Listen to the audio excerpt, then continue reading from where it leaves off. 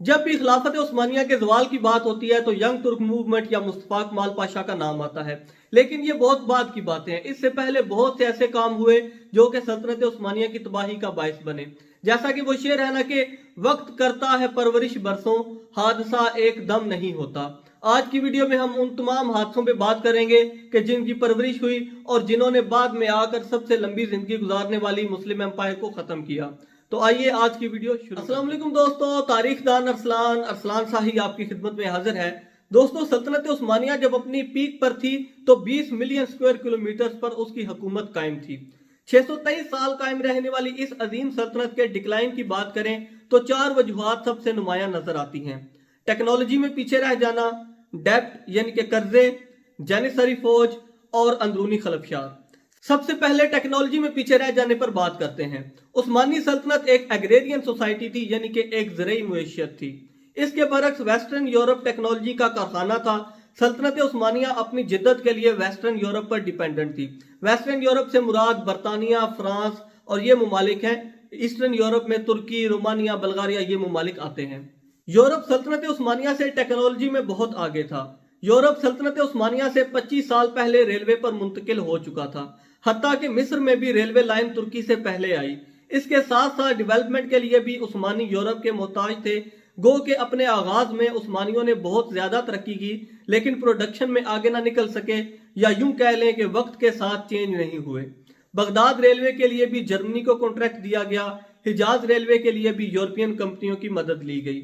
उस्मानी एक बड़ी फौजी ताकत थे, मगर अपनी फौज के लिए असला भी यूरोप से खरीदते थे। यूरोप में गलीलियो, न्यूटन, केपलर साइंस में जान लगा रहे थे, जबकि दूसरी जानिब क्रिस्टोफर कोलंबस और वास्को डे गामा नई दुनियाओं की खोज में थे।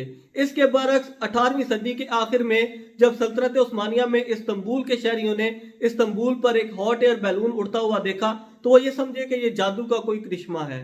सल्तनत उस्मानिया, जैसा कि मैंने अर्ज की कि फौजी ताकत थी, इसके बावजूद वक्त के साथ साथ अपनी फौजी कुव्वत भी खो रही थी। फौजियों को बहुत कम तनख्वाहें दी जाती थी। अगर कंपैरिजन की बात करें तो एक उस्मानी फौजी को 1905 में 15 पाउंड सालाना मिलते थे, जबकि इसके बरक्स एक जर्मन फौजी को 60 पाउंड सालाना मिलते थे। प्रिंटिंग प्रेस भी उस्मानी सल्तनत में काफी अरसा बैन रहा और यह भी उस्मानी सल्तनत के डिक्लाइन की एक बहुत बड़ी वजह बनी, क्योंकि प्रिंटिंग प्रेस के साथ बहुत ज्यादा किताबें छपना शुरू हुई। वेस्टर्न यूरोप बहुत ज्यादा एजुकेट हुआ, बहुत ज्यादा लिटरेट हुआ। इसके बरक्स उस्मानी अपनी जिद्दत बरकरार नहीं रख सके थे। एक फ्रेंच ट्रैवलर मूसियो वालनी, जिसने काफी वक्त मिस्र और शाम में गुजारा, जो कि उस वक्त सल्तनत उस्मानिया के ज़ेर इंतजाम आते थे, तो उसने ये बात लिखी कि अगर तुम्हारी घड़ी खराब हो जाए तो उसे ठीक करने के लिए भी तुम्हें कोई गैर मुल्की ही ढूंढना पड़ेगा। इस मुल्क में कोई ऐसा शख्स नहीं है जो कि तुम्हारी घड़ी ठीक कर सके। तो ये भी एक बहुत बड़ी वजह थी कि टेक्नोलॉजी में उस्मानी सल्तनत बहुत ज्यादा पीछे रह चुकी थी। लोकोमोटिव्स में, एजुकेशन में, मेडिसिन में, इन तमाम चीजों में यूरोप बहुत आगे निकल चुका था। अब दूसरे नंबर पर जानिसारी फौज की बात करें। अब जानिसारी फौज की बात करते हैं तो आप लोगों को एक धचका सा जरूर लगेगा कि वो तो एक बहुत ही एलीट फोर्स थी और उसने तो उस्मानी सल्तनत के लिए बहुत ज्यादा फतुहात जीती। तो वो एकदम इतने कंट्रोवर्शियल कैसे हो गए, या मैं ये बात कैसे कह सकता हूं कि सल्तनत उस्मानिया की तबाही में बहुत बड़ा रोल जानिसारी फौज ने भी प्ले किया। जी हाँ दोस्तों, जानिसारी फौज एक एलीट फौज थी। इसके साथ साथ ये यूरोप की पहली स्टैंडिंग आर्मी थी। स्टैंडिंग आर्मी का मतलब कि जो भर्ती ही जंग लड़ने के लिए किए जाते थे। इससे पहले इस तरह का सिस्टम नहीं होता था। जब भी जंग लड़नी होती थी तो लोग जंगजुओं को हायर कर लेते थे। जैनिसरीज यूरोप की एलीट मिलिट्री फोर्सेस में आते थे। इनका इत्तेहाद, इनका रहन सहन दूसरों के लिए बेमिसाल था और एक वक्त था कि यूरोप की बड़ी बड़ी फौजी कुव्वतें भी जानिसरी फौज के नाम से कांपती थी। लेकिन जैसे जैसे इनकी कामयाबी बढ़ी, इनकी बदमाशी भी बढ़ती गई। ये लोग बहुत ज्यादा करप्शन करते, सुल्तान को ब्लैकमेल करते। अगर उनके मुतालबात ना माने जाते तो सुल्तान को रास्ते से भी हटा देते। सुल्तान सुलेमान आजम ने अपने बेटे सलीम को जानशीन मुकर्रर किया, लेकिन जानिसारी फौज ने सुल्तान सुलेमान आजम की मौत के बाद बगावत कर दी और सलीम के मुकाबले में बायजीद को बादशाह बना दिया। सलीम उसके मुकाबले में खाना जंगी में चला गया, लेकिन जानिसारी फौज की वजह से वो कामयाब ना हो सका। इसके बाद सलीम को यूरोप में जिलावतन कर दिया गया। यूरोप में उसने अपनी जिंदगी बहुत ही बुरे तरीके से गुजारी और वहीं मरा। 1618 में सुल्तान मुस्तफा अव्वल को हटाकर उस्मान दोम को बादशाह बना दिया गया। 1621 में खुतीन की जंग हारने के बाद उस्मान दोम ने जानसारी फौज को कसूरवार ठहराया। 1622 में जानसारी फौज ने उस्मान दोम को कत्ल करके वापस मुस्तफा अव्वल को बादशाह बना दिया। سلطان کے اس قتل کے بعد جانصاری فوج کے خلاف تحقیقات ہوئیں، انہیں سزائیں بھی دی گئیں، لیکن جو ان کا کنگ میکر کا ایک رول طے ہو چکا تھا وہ اب سب کے سامنے نمایاں ہو چکا تھا۔ 1575 میں جانیسریز کی تعداد 20,000 تھی، مگر 1826 میں یہ تعداد 1,30,000 تک پہنچ چکی تھی۔ جیسا کہ میں نے بتایا کہ یہ لوگ یورپ کی پہلی سٹینڈنگ آرمی تھے، یہ لوگ جنگ نہ بھی کرتے تو انہیں تنخواہیں تو ملنی تھی، جس سے سلطنت کی معیشت اور خراب ہو رہی تھی، اور دوسرا یہ پے در پہ جنگیں بھی ہار رہے تھے۔ آخر محمود دوم نے انہیں 1826 کی ایک ریوولٹ کے بعد ختم کر دیا۔ تیسرے نمبر پہ آتا ہے ڈیپٹ یعنی کہ قرضہ بھی سلطنت عثمانیہ کو معاشی طور پر بہت زیادہ کمزور کر رہا تھا۔ 1855 میں کریمین وار ہوئی، کریمیا آج کل رشیا میں آتا ہے، تو یوں سلطنت عثمانیہ اور رشیا آپس میں لڑ پڑے۔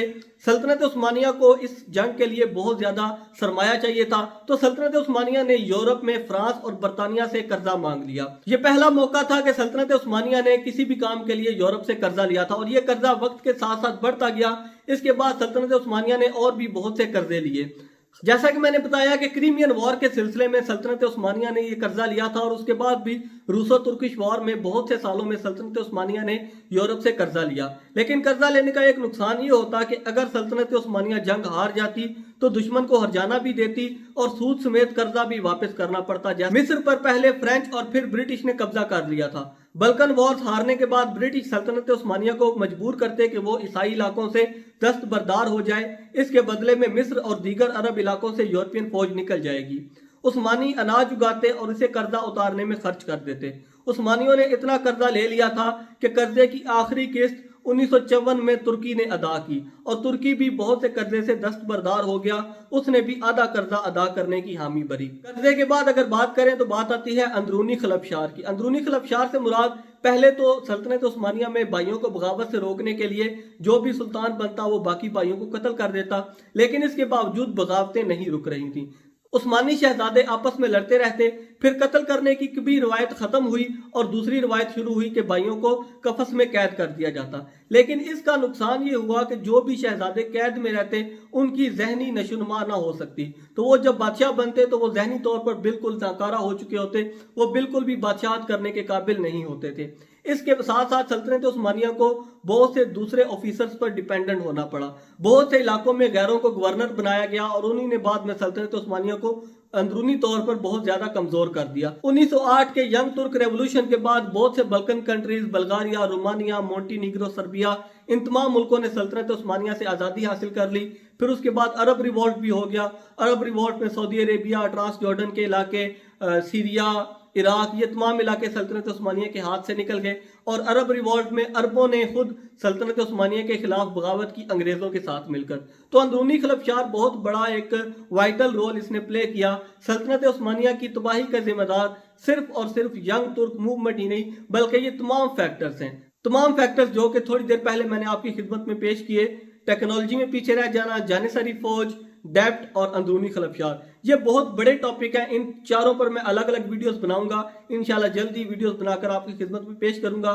فی الحال میرے چینل کو سبسکرائب کر لیجئے، اگر تو ویڈیو اچھی لگی ہو تو لائک اور کمنٹ کرنا بالکل نہیں بھولنا۔ فی الحال ارسلان سائی کو اجازت دیجیے۔ اللہ حافظ، فی امان اللہ، دعاؤں میں یاد رکھیے گا۔ شکریہ۔